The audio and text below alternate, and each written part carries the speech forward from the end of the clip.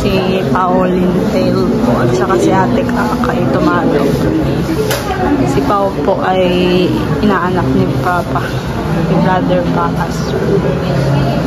Ninong ni Pao si Brother Pakas.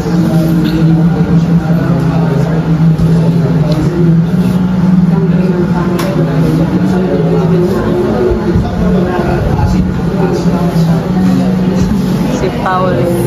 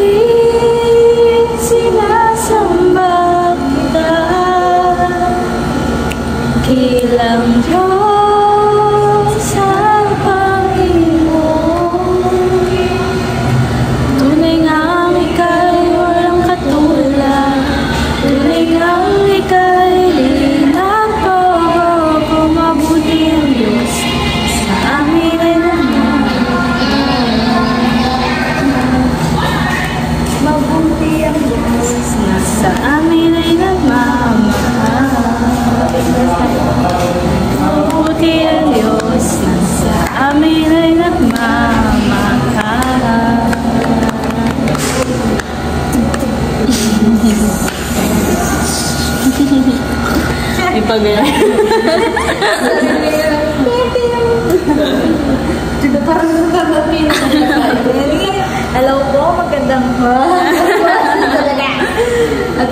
gabi po sa ating lahat. Gusto ko tayo kasama natin si Sister Francie. Yes. Mula sa Hindi ka nakatira. And I am your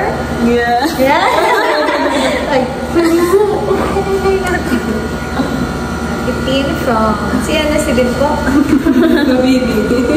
Pakilala ka. Yan, ako po si Pinyal, anak ni Brother Pa. Nag-aaral po pati kami si Charlie. Laptop.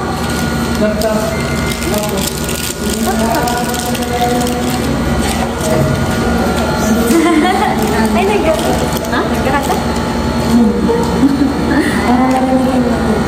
Ayan guys, ang Charlie kami nag-work. Maganda yung gano'n, yung kunwari, nagkata tayo ng gano'n. Tapos yung iba na kumbaga nahahawa or merong influence yun sa kanila. Familiar. Nasaan pala? Saka behind that, yung Holy Spirit, yung nayaan sa kanila. Butin. Okay. Pati charger na doon na din. So, ganyan guys. Ito kami kay Papa. May tanong kami sa iyo, anong perspective mo or ano kapag may ganitong sitwasyon about sa buhay ng tao?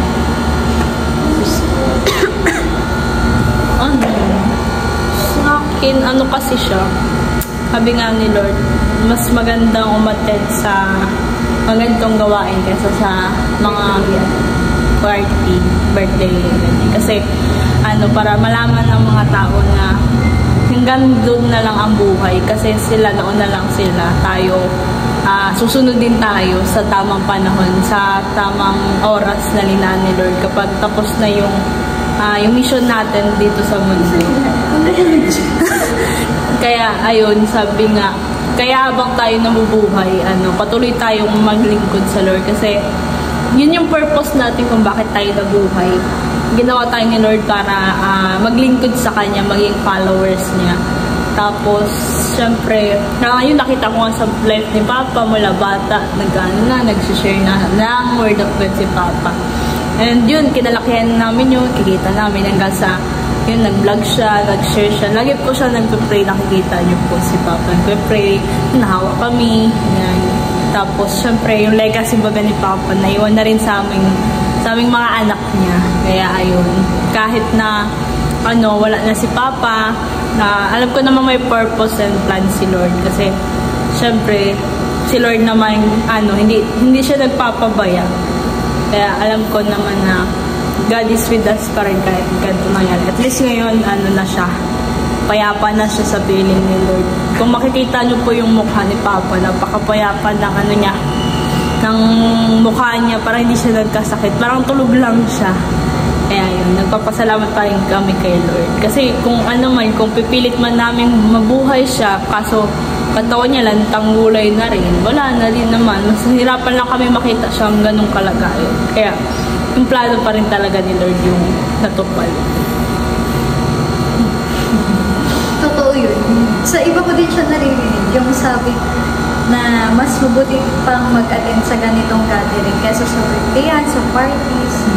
Kasi dito sa makikita natin yung lesson ng buhay. Yung iba, napapaliwala na kala nila saya-saya sa buhay nila. Pero hindi kasi natin alam talaga yung kailan tayo pupunin. Pero yung opportunity na ganito is i-take natin na malaman ano ba talaga yung buhay. Kasi yun nga, katulad nung nakasulat dun sa kapapag to die is gain. To live is Christ, to die is gain. Katulad din yung nasa verse na napaalala nga din sa na yung iba nagluluksa din. Pero tayong mga Kristiyano, tayong believers baga sa hindi tayo magdudwell sa kalungkutan, but we rejoice kasi alam natin na yung mahal natin sa buhay is kasama nasa piling ng Panginoon. Siyempre, gabay din natin na kahit hindi natin kasama, but in eternity, in eternal, kakasama natin sila. So sa akin naman, yung ganito is isang paalala lang din sa atin ang buhay hindi panghabang buhay ito sa lupa. Sabi nga nila, di ba, temporary lang tayo. Hiram lang yung buhay natin. At sa lahat ng tao dito, may tinakda, di ba, sabi sa Ecclesiastes, may panahon para isilang ang isang tao, may panahon din kung kailan tayo babaguhin. Lahat may panahon sa atin, may nakatakda. And sa atin, hindi natin sigurado. But ang sigurado natin ngayon ay yung sinasabi ng Panginoon Jesus. Sabi niya nga na siya yung magbibigay sa atin ng buhay. Hindi lang yung buhay dito sa mundo, kundi yung buhay na walang hanggan pagkatapos ng buhay dito sa pamamalagi natin sa mundo. Ito yung hindi temporal, kumbaga panghabang buhay. Kaya nga, tinawag na eternal. So sa akin naman, gusto ko lang din ma-share din kay Chin, tapos sa atin na yung kahalagahan ng buhay na hindi dapat natin siya sinasayang dito. Oo, binigyan ng Panginoon, katulad na ni Eva at Adan, to enjoy everything na create ng Panginoon. Pero merong limit, merong sinabi ang Panginoon, merong commandment ang word sa atin, na kung hanggang saan lang natin, tayo dapat na-enjoy yung buhay natin. At alam naman natin yung tama sa mali, magdodraw sa atin sa kasalanan, and alam natin yung katotohanan at yung sinasabi ng Panginoon sa atin.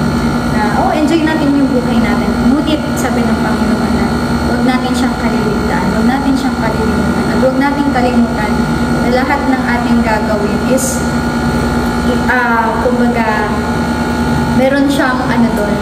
Tayo din yung mananagot doon sa mga actions na ginagawa natin. But yun nga, gusto ko lang din i-share na pahalagahan natin yung buhay natin. And bukod sa pagpapahalaga na yun, yung pinakamahalagang bagay talaga sa buhay natin na dapat nating matuklasan is ang Panginoong Jesus sa buhay natin. Kasi siya yung buhay. Diba? Sabi sa John 14:6, I am the way, the truth, and the life. So, yung buhay na yun, dapat is nasa sa atin. So, as sa physical form natin, kailangan natin ang Panginoong Jesus. Na katulad nga ng dito pa lang sa mundo, pinaghahandaan natin, hindi dapat natin kinakatakutan yung kamatayan, kundi pinaghahandaan natin. Hindi pinaghahandaan na mag-iipon ka, magkano ka. Bukod doon, yung spiritual state natin na paghahandaan natin yun in a sense na tatanggapin natin yung Panginoong Jesucristo sa atin. Pero bago natin siya tanggapin, siyempre, ano bang ginawa ng Panginoon? Bakit siya narito? Or ano bang sense kung bakit purpose, kung bakit namatay ang Panginoong Jesus sa atin? Simple lang din sa kasalanan. Na tayo nga, di ba sabi na bilang tao ang kasalanan dito. And yun yung bagay na makakapag-dulot sa atin ng kamatayan. Sabi nga di ba sa Bible, sa Romans 6:23, kung di ako nagkakamali na, sinabi doon na ang kabayaran ng ating kasalanan is kamatayan. Hindi yung physical, hindi yung spiritual natin. Kasi sabi nga din sa Bible na yung physical natin is babalik sa alabok. Gawa tayo sa alabok, babalik tayo sa alabok. Pero yung spirito, yung kaluluwa natin, ito yung babalik sa Panginoon. Ito yung mahalaga, katulad ng meron tayong physical, emotional, may mental tayo, meron din tayong spiritual state na kung paano natin inaalagaan yung physical natin, yung spiritualidad natin. Kaya once na tinanggap natin ang Panginoon Jesus sa buhay natin, nagsisi tayo sa ating mga kasalanan. Katulad niya, inaalam natin, makaso pa lang tayo ng apelido. May nagpabigay po ng flowers galing po kay Ma'am Merluza. Hindi po ata kasha. Puno. From Merluza family. From Merluza. Salamat po, Merluza family sa flower. Laki. Ganda. Dalawa. Yan po. From Merluza family. Thank you so much po. Yan, our deepest condolences from Merluza family. Thank you so much po. Ang ganda ng flowers. Yan. Isa po sa naging malapit kay Papa ang Merluza family. Naging second family na po ng namin si Ma'am Merluza. Thank you so much po. Dalawa daw po. Ganda na, guys. Pasok po kayo. Viewers po kayo ni Papa. Sino mother? Mother po. May isa pa daw. Kasya ba dyan? Bukasan ko.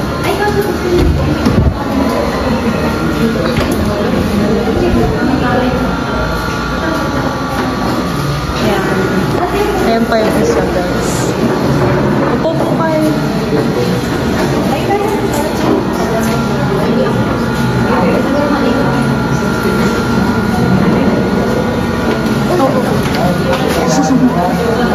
Yan, from Merluza family po.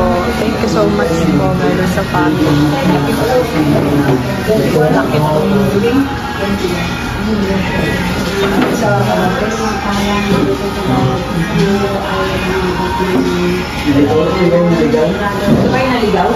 Naligaw sa barat mo? Sa labo. Sa labo pumunta. Galing ko po, ba't wala, kalbatin. Tayo. Sa family, binibilang. Very supportive na sponsor po from California po, USA. Salamat po kay Ma'am Merluza. Sa isa. Sa labas. Dito. Nagpadala po ng dalawang flowers. guys. Yan, dito po si Tito Bal. Kararating lang po. Salamat po sa support sa Tito Bal. And, nung mga nakaraan po, nagpalbay sila. Si Kuya Agol po ang lagi namin kasama pagtapos sila dito. Pag wala ng tao, nagdadala po silang pagkain. Siya po ang sinabihan ni Tito Bal na magbantay po dito paggabi. And salamat po sa matubang family na patuloy na nagsusupport kahit na wala na si Papa.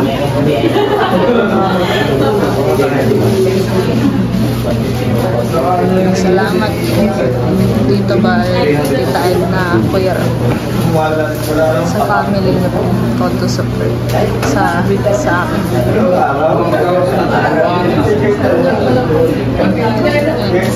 bisita ni Papa.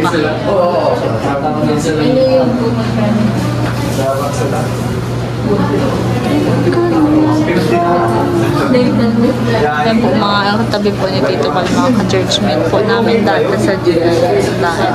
Yan po kami nag-church dati. GIL dahil. Yan po si Tito Bal. Dito po siya ngayon.